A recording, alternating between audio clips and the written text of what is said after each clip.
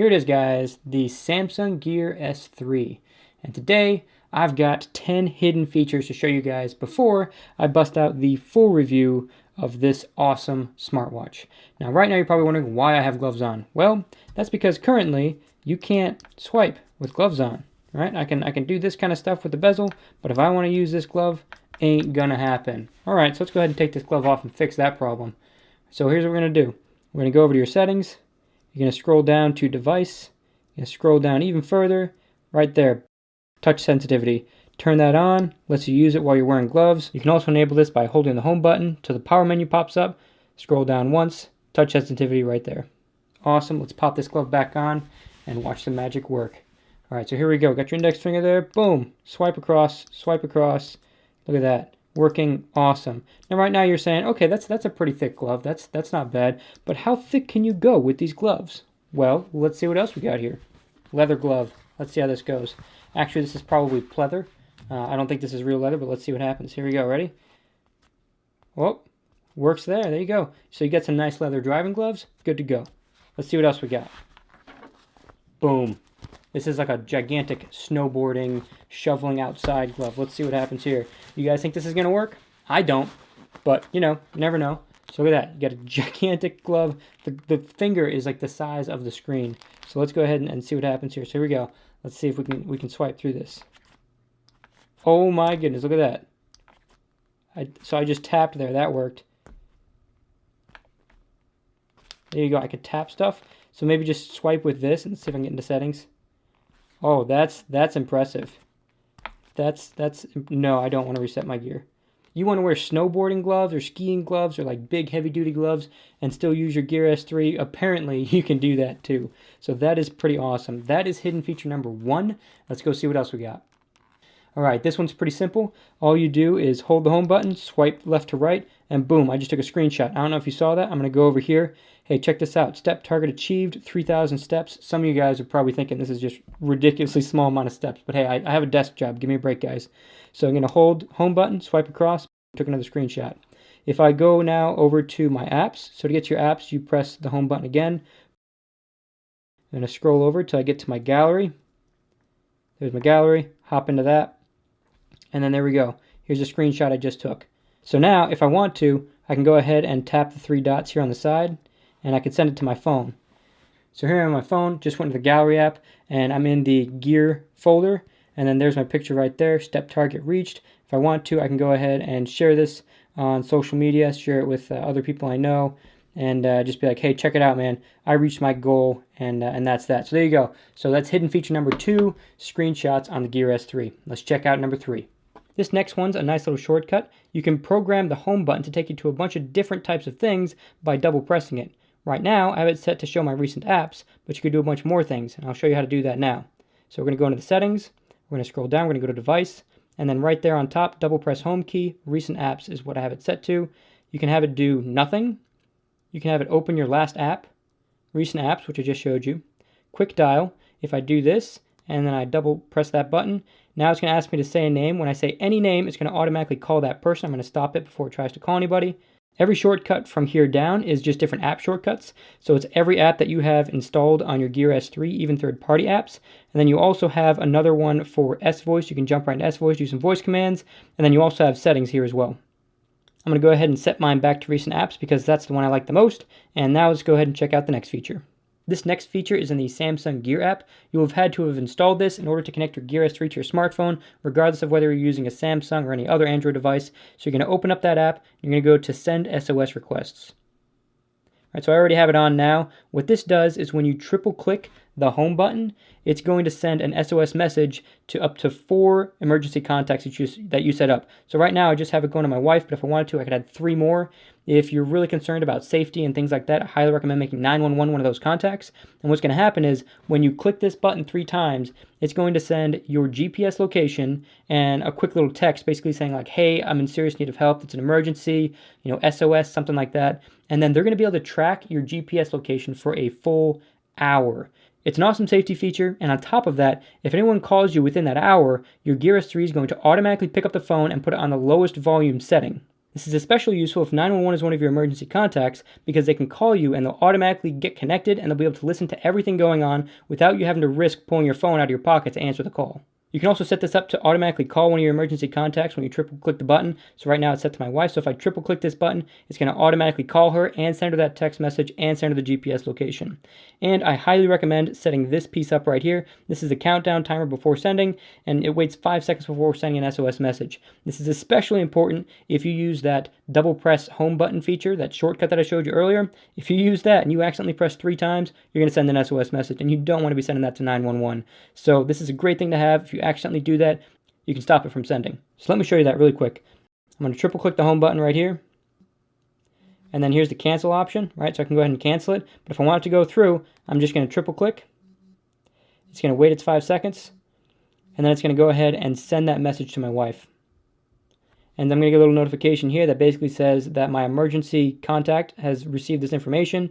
That's sending things out. If I swipe over, I can see that it's sending the request to my wife. If I swipe up on it to dismiss it, the app is still running, close it, I can go ahead and close it, and that is going to stop it from sending as well. So maybe you didn't get it within the 5 seconds, you can go back and you can try to stop it there. This next feature is also in the Samsung Gear app, but instead of in the settings section, you're going to hit this tab on top, go to info, and here you're going to see your battery, storage, and RAM, but let's just focus on the battery right here. Here you can see I've got 36% left, and it's estimated I got 16 hours, 59 minutes with my current usage. If I tap that, I get a bit more information. So the top shows the same information as the other page, but further down I see that I've had it on for 2 days, 13 hours straight, and I can see that my watch faces have used the most battery. If I tap that, then I see here 37% used, but now I get a little recommendation to improve battery life. It says to use a dark watch face. That's because this is an OLED screen. What that means is black pixels are completely off. There's no electricity going through those at all, so that's going to save you some battery life versus having like an all-white watch face. And here you can see that there's a little shortcut. If I tap that, it's going to take me to my watch faces, so I can go ahead and change that to a darker one. These tips don't exist for every app. Like if I open S-Health, for example, it's just going to tell me I have the latest version installed, and it's going to show me the battery usage, and it's going to see what the memory usage and CPU usage is as well. This next feature is something I use every single day. Super awesome. It's automatic sleep tracking. Really easy. All I do is put the watch on and go to sleep. Literally, that's it. I just put the watch on, don't need to set anything up, and it automatically tracks my sleep. Really, really awesome feature. When I wake up in the morning, I get this notification right here. It tells me how much sleep I got, and when I tap it, I get a bit more information. I get efficiency here. It says how good of a night of sleep you had. 100% would be you had the best night of sleep possible. 0% would be like you basically slept, walked a marathon, and you're just feeling absolutely terrible in the morning. Further down, you get a little graph that gives you a bit more information about your sleep. If you want more information about this, you can also hop over to your phone. So here we are in the S-Health app. You can get this no matter which Android phone you have. You could download this. Doesn't need to be a Samsung phone. It could be like a Google Pixel, and you can still get this app. And all of your sleep tracking data is going to sync right to this from your Gear S3. As you can see, there's 2 different places with sleep tracking. Let's take a look at this one first. So here you can see total time slept. You see the chart that you saw on the watch, and then you also get here calories burned. That's about it for extra details that you get here. But if you go to trends, you can see all the days of sleep and go and look at each day independently. And then you tap this, and I can split that up into weeks, and I can see my average sleep for this particular week, my average sleep for that week, and then average sleep efficiency as well. So that's pretty good. And then you can also go to months and see your average sleep there as well. The other category here is a goals-oriented one. So you could set different goals in the S-Health app for different sorts of things, goals for fitness, goals for food, and this one is a goal for sleep. This is basically to get better sleep. So you set a time that you want to go to sleep and a time that you want to wake up. You see your actual bedtime and your actual rise time there. And then you go down a little further and you see sleep consistency. This is an extra thing here. And this basically shows you how consistent you are with getting to bed on time and waking up on time throughout the past week. And then you have your average bedtime, average wake up time, and average time slept, again, within the past week. Scrolling back to the top, let's take a look here at trends. This is the same as trends in the other section, but this time it's showing you your sleep consistency as a trend day by day instead of just your total sleep. And your last tab here is rewards. You'll actually get these little accolades, these little badges for doing different things like waking up on time, going to bed on time. There's a few other ones that you can get as well to, I guess, kind of motivate you to get better sleep. So that's it for sleep tracking in the S-Health app. Now let's check out the next feature. Alright, so this next feature is in the Samsung Gear app that you had to install when you connected your Gear S3 to your smartphone. Head over into that app, go to notifications, scroll to the bottom. You got something here called Smart Relay. And it says here that it'll set your phone to show content from your Gear on your phone when you pick it up after receiving notifications. So what does that mean? Well, here you go. Got a deal going on at Macy's. I want to check it out on my phone. This is an email that I had come in on a notification. I just want to check it out. No problem. All I need to do is pick up my phone, and there you go. It's going to pop right up. And there you go. There's an email from Macy's. All right, this next one's pretty sweet. It's called automatic workout tracking. And the way it works, let me go in here and show you it. So you're going to go into S Health. You're going to go all the way over to settings. You're going to hit this, and you're going to scroll down a little bit. Workout detection, and that walking and running. You have cycling, elliptical trainer, rowing machine, and a dynamic workout. So what this does is if I start walking or running and I don't set anything up on this phone and I do that activity for at least 10 minutes, it's going to pop up with a little notification. It's going to say, hey, great job on your workout. You've been working out for 10 minutes, 15 minutes, whatever. You're doing a good pace with your walking or your running or whatever. And it's just going to give you a little bit of information about your workout. And then same deal with cycling. It's going to give you a little bit of different information.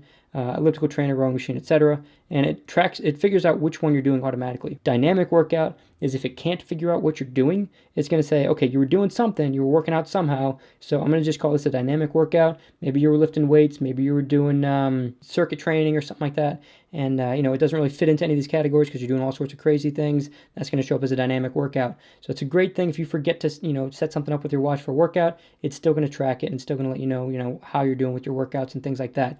However, you don't get quite as much information in this tracking. Now let me show you what I mean by that. All right, so here I am in the S Health app, and if I scroll down to the bottom here, I could see a workout that I just did. Okay, so here we go.